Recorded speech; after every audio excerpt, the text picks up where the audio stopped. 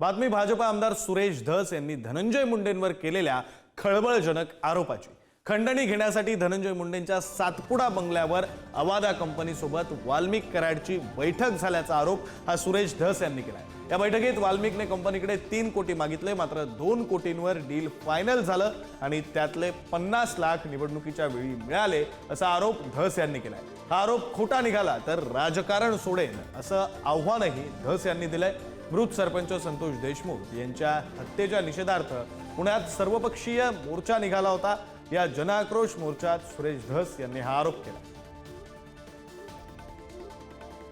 कोणाची बैठक कुठे झाली? धनंजय मुंडे यांच्या सरकारी बंगल्यावर। त्याचं नाव आहे सातपुडा। या बंगल्यावर अवादा कंपनीचे अल्ताफ तांबोळी प्लस शुक्ला व इतर अधिकारी वाल्मिक आणि बिक्कड यांची बैठक झाली। बैठकीमध्ये डील 3 कोटीला फायनल झाली। कितीला? आका क्या बोले? 3 करोड़ लेके दो। क्या होना? 3 करोड़ होना असं हे म्हणले।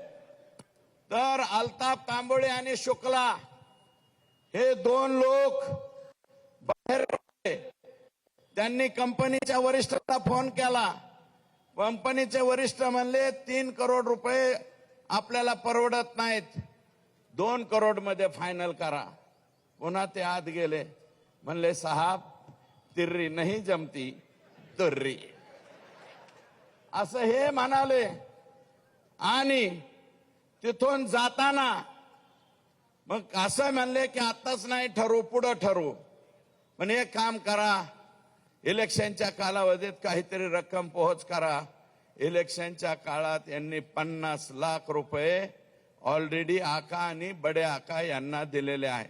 मग ते आकाच्या हातात घेतले का बडे आकाने घेतले मला माहिती नाही। अरे बाबा, हे सातपुडा सरकारी बंगल्यावर जर बैठका घेत असतील आणि ही बैठक जर चुकीची निघाली, मी चॅलेंज देतो, राजकारण सोडून देईल।